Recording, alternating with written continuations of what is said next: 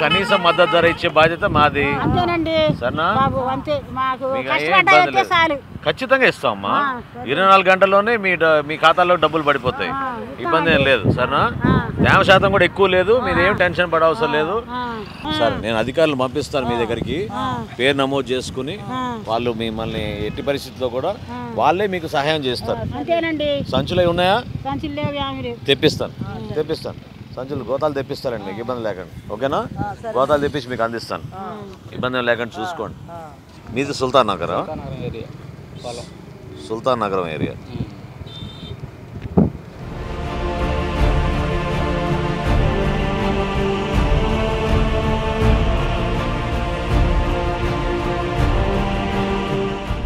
మీరు అనవసరంగా ఆందోళన చెంది దళాలకు ఇవ్వాల్సిన అవసరం లేదు. ఎందుకంటే తేమ శాతం కూడా బాగుంది, ఇబ్బంది ఏం లేదు. సరేనా? ఏం ఇబ్బంది లేదు.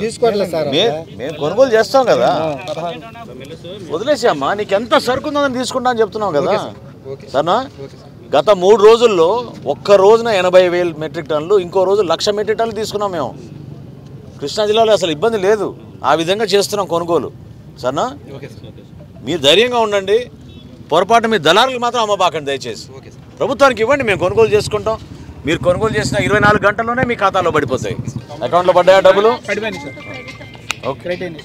మరి మీరు చెప్పాలి 10 మందికి. కోసింది నిన్నేనండి. నిన్న కోసారా? కోసాము. చాలా బాగుంది. నిన్న కోసాము. అవి ఇంకా బాగున్నాయి. మీరు రెడీయే కదా? రెడీయేనండి. సాయంత్రాన్ని పికప్ చేసుకుంటాం. ఎన్ని ఎకరాలు? 20 ఎకరాలు సార్. 20 ఎకరాలు సార్. 20 ఎకరాలు సాయంత్రాన్ని పికప్ చేసుకుంటాం. సరే సార్. రేపు మధ్యాహ్నం 3 లోపు మీ ఖాతాలో డబ్బు జమ అవుతుంది. సరే సార్. డబ్బులు బ్రహ్మాండంగా పడుతున్నాయండి. ఎక్కడా లోటు లేదు. అద్భుతంగా జరుగుతుంది కార్యక్రమం. నేను నిన్న లెక్కలతో సహా చెప్పాను.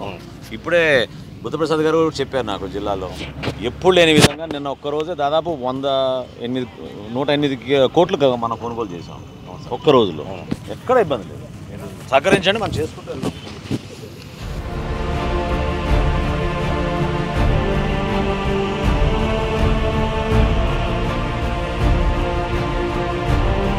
నేను ఎక్కడైతే పర్యటన చేస్తున్నానో 25 కూడా తీసేసుకోమని చెప్తున్నాను. ఓకేనా? ఈరోజు నాకు ఇది ఖాళీ అయిపోవాలి. నేను ఎమ్మెల్యే గారి ఇంటికి వెళ్ళి తిరిగి వచ్చే లోపు ఈ రైతులు మొత్తానికి అందించాలి. రేపు 3 డబ్బులు పడకపోతే మీరు మళ్ళీ ఫోన్ చేయండి. సరేనా? ఏమి ఇబ్బంది లేదు. మీకు మేము ధైర్యంగా ఉంటాం, అండగా నిలబడండి. మీరు ఏం అధైర్యపడవసరం లేదు.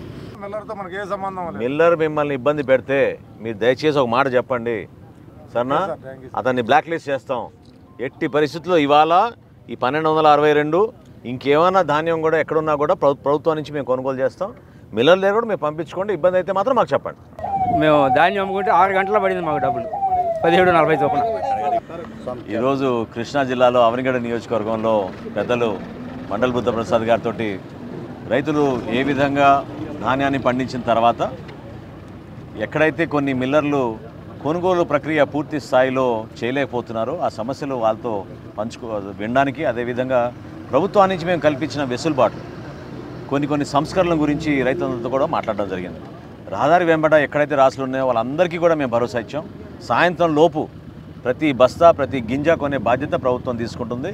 ఖచ్చితంగా 1725 లేదా 1740 రూపాయల చొప్పున కొనుగోలు చేసి ఒక్క రోజు లోపే 24 గంటల లోపే మీరు మిల్లర్లకు అందించిన 24 గంటల లోపే ప్రభుత్వం నుంచి మీ ఖాతాలోకి డబ్బులు జమ అయ్యే విధంగా రాష్ట్ర వ్యాప్తంగా అద్భుతమైన ప్రక్రియ జరుగుతోంది. నిజంగా మనం అభినందించాలి గౌరవ ముఖ్యమంత్రి గారు చంద్రబాబు నాయుడు గారిని, అదేవిధంగా ఉప ముఖ్యమంత్రి గారు పవన్ కళ్యాణ్ గారికి వాళ్ళు ఇచ్చిన సపోర్ట్కి. ఎందుకంటే ఈ రోజు వరకు 2100 కోట్ల రూపాయలు ధాన్యం కొనుగోలు చేశాం. అందులో సుమారు 2050 కోట్లు ఒకే రోజులో డబ్బులు పడిపోయినాయి రైతుల ఖాతాలోకి. ఆ విధంగా కష్టపడి పనిచేస్తున్నాం. అవనిగడ్డ నియోజకవర్గం గురించి బుద్ధప్రసాద్ గారు చెప్తారు. నిన్న ఈ రోజు వరకు అవనిగడ్డ నియోజకవర్గంలో సుమారు 25,89 లక్షల రూపాయలు రైతుల ఖాతాల్లోకి డబ్బులు జమ అయినాయి. సో చాలా పారదర్శకంగా ఒక చక్కటి కార్యక్రమం జరుగుతోంది. కాకపోతే వాతావరణంలో కొన్ని మార్పుల వలన రైతుల ఆందోళనతోటి హడావడిగా 30-40 రోజుల్లో జరగాల్సిన ప్రక్రియ 3 రోజులకే పరిమితం అయ్యే వరకు కొన్ని ఇబ్బందులు వాళ్ళు ఫేస్ చేశారు. ఖచ్చితంగా మేము గోతాల విషయంలో కానివ్వండి, ట్రాన్స్పోర్ట్ విషయంలో కానివ్వండి, వాళ్ళకి అందించాల్సిన కనీస మద్దతు ధర విషయంలో కానివ్వండి, అదేవిధంగా ఈ జిల్లాలో ప్రత్యేకంగా ఈ ప్రాంతంలో నంబర్ల గురించి కొంచెం ఇబ్బంది ఉంది. 1262 ఆ నంబర్ గురించి కొంచెం ఇబ్బంది ఉంది. ఈరోజు ఉదయమే మేము రాష్ట్ర వ్యాప్తంగా మనం అధికారులందరూ కూడా ఈరోజు టెలికాన్ఫరెన్స్ పెట్టి ఇక్కడ ప్రత్యేకంగా ఈ జిల్లాలో ఉన్న రైస్ మిల్లర్స్ తోటి మాట్లాడాం. ఎవ్వరు కూడా ఇబ్బంది పెట్టొద్దు.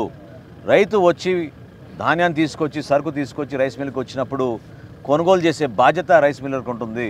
పొరపాటు చేయొద్దని చెప్పి చాలా స్పష్టంగా మేము ప్రభుత్వానికి ఆదేశాలు చేశాం.